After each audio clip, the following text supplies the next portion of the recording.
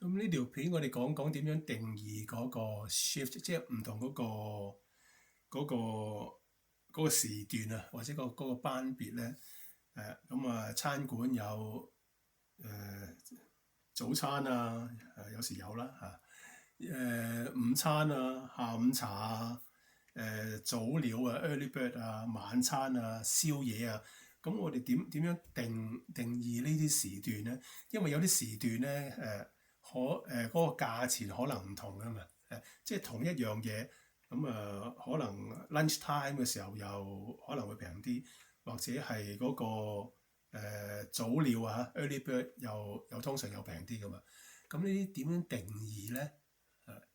好啦，嗱，譬如我哋睇翻嗰啲餐嚇，嗰啲餐咧可以定義供應嘅時間嘅喎。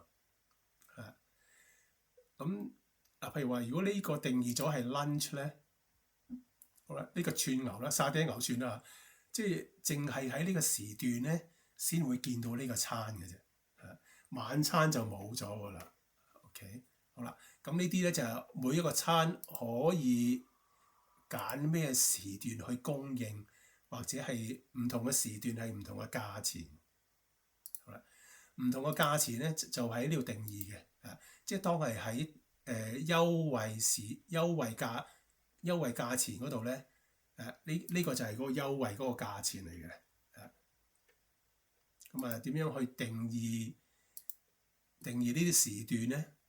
好啦，咁咧呢度就係話 lunch 嘅時間咧，就由9點去到4點鐘。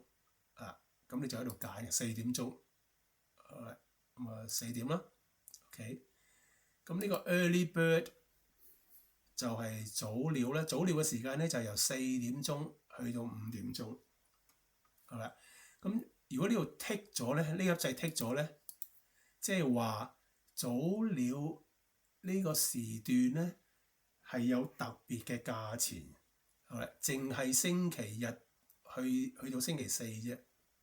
好啦，咁譬如我哋揾一個餐嚟到做定義咧，係咪呢個餐佢有特別價錢嘅？譬如話佢係3磅嘅。好啦，咁3磅就係呢個齋卷啦。